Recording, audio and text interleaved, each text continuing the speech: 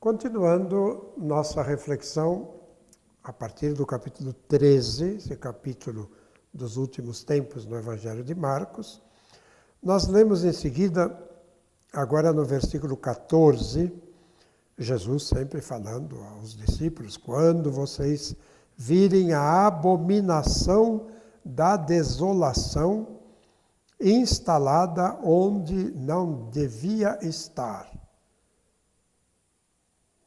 Que frase complicada, não? Quando vocês virem a abominação da desolação instalada onde não devia estar. E São Marcos acrescenta, que o leitor entenda. Que o leitor entenda. Então os que estiverem na Judéia fujam para as montanhas, etc. A que Jesus se refere? Quando se fala de abominação da desolação, esta expressão se encontra no profeta Daniel, naquele tempo em que Antíoco, o rei Antíoco, dominava e queria, não é, paganizar o mundo judaico e colocando, inclusive, imagens de deuses no templo de Jerusalém. Então aí vem a expressão, uma imagem de um deus pagão no templo santo do Deus Altíssimo, era chamada de abominação da desolação. Então, quando vocês virem isto, então a gente se lembra também que os romanos tentaram colocar no templo de Jerusalém imagens do imperador para serem cultuadas, ou imagens depois de deuses pagãos. No Santo Sepulcro, mais tarde, colocarão a imagem de Júpiter, farão do Santo Sepulcro um templo de Júpiter. Então, quando vocês virem isto, então, o leitor que entenda, quem está escrevendo no momento em que essas coisas estão acontecendo, ou acabaram de acontecer. A destruição de Jerusalém e do templo foi no ano 70 da nossa era. Então, por aí é que estamos nestas leituras. Os que estiverem na Judéia fujam para as montanhas. Aquele que estiver no terraço não desça para apanhar alguma coisa. Quem estiver no campo não volte para trás para apanhar a sua veste. Então, é um momento terrível de grande invasão, fujam, vão para onde puderem. Quando os romanos destruíram as muralhas de Jerusalém e atacaram a cidade e passaram a população a fio de espada, ali foi um momento assim terrível em que quem pôde escapar, escapou, e poucos puderam escapar, e os outros tiveram que morrer. Dizem que neste período é alguma coisa que precisa ser muito estudada e comprovada também com a arqueologia, que os cristãos que estavam em Jerusalém, um pouco antes do ataque da cidade, fugiram para uma área da Jordânia atual chamada Pela. Parece que sim, parece que não. Eles não queriam se comprometer com a luta dos judeus na defesa da cidade, uma vez que já não se sentiam mais membros do povo de Israel. Mas é muito cedo para se dizer isso. Porque todo mundo era judeu ainda naquele momento. E todos os cristãos não se consideravam como alguma coisa diferente, separada da tradição de Israel. Podia ser diferente e algo totalmente novo a encarnação de Jesus, sem dúvida alguma. A encarnação do Verbo, a pessoa de Jesus. Mas a continuidade da vida de Israel era a realidade deles.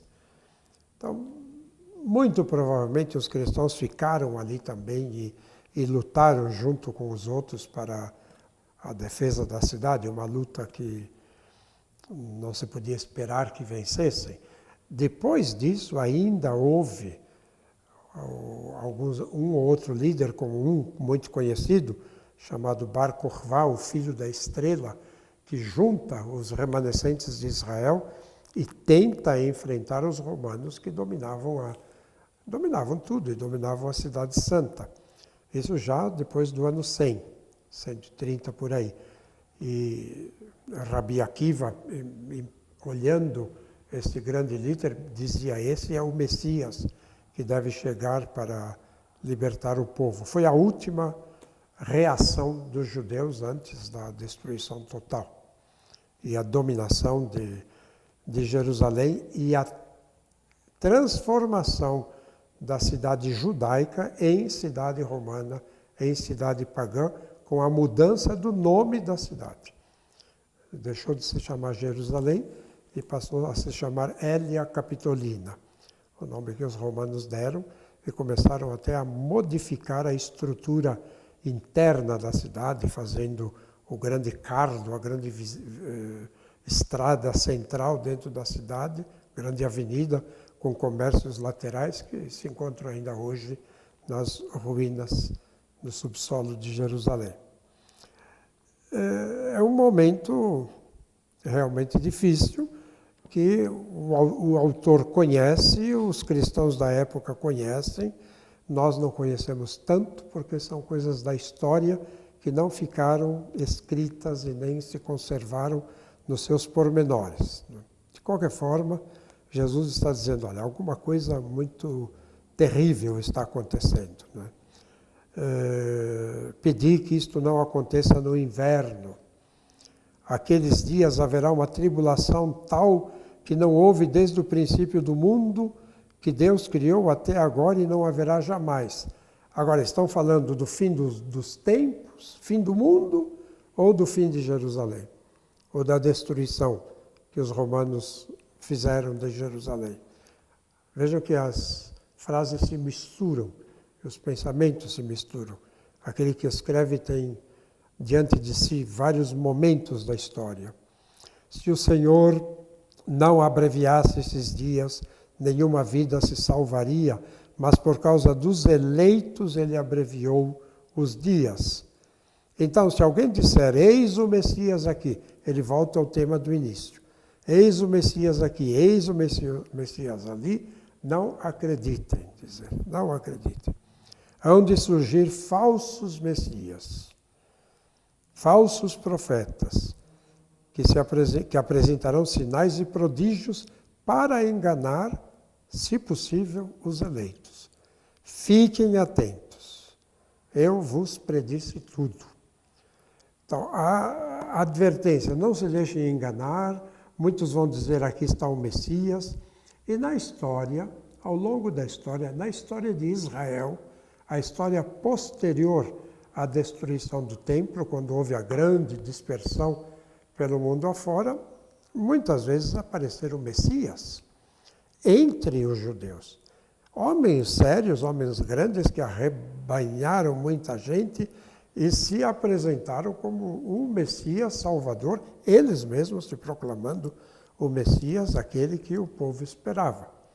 Isso aconteceu na Europa Oriental, sobretudo onde surgiram os judeus ortodoxos mais conservadores, numa renovação do próprio judaísmo, e aí vão aparecendo esses messias que acabaram sendo uma grande decepção também, sobretudo porque um deles se converteu ao Islã e o outro se converteu ao cristianismo, deixando os judeus que esperavam alguma coisa numa fase de grande decepção.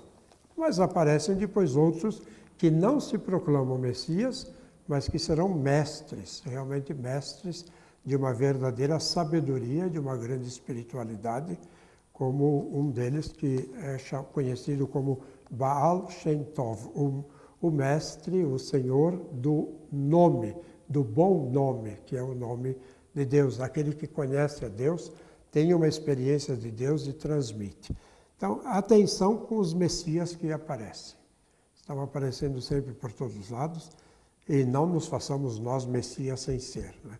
A gente tem, mesmo dentro da nossa igreja, movimentos messiânicos, aqueles que dizem, agora chegou a salvação, é isso que a igreja precisava, este é o grupo que realmente sabe das coisas e um pouco uma superioridade em relação aos outros, nosso grupo é o melhor, né? E sempre as ideias messiânicas que vêm de determinados cantos do mundo e entram como a salvação de tudo, e quem não pertence àquele determinado grupo, atenção, seguir Jesus Cristo com a clareza do segmento e a marca da perseguição, e a marca da incompreensão, e a marca do testemunho que custa, senão não se está seguindo verdadeiramente Jesus Cristo. Mas o capítulo ainda não acabou, continuamos em seguida.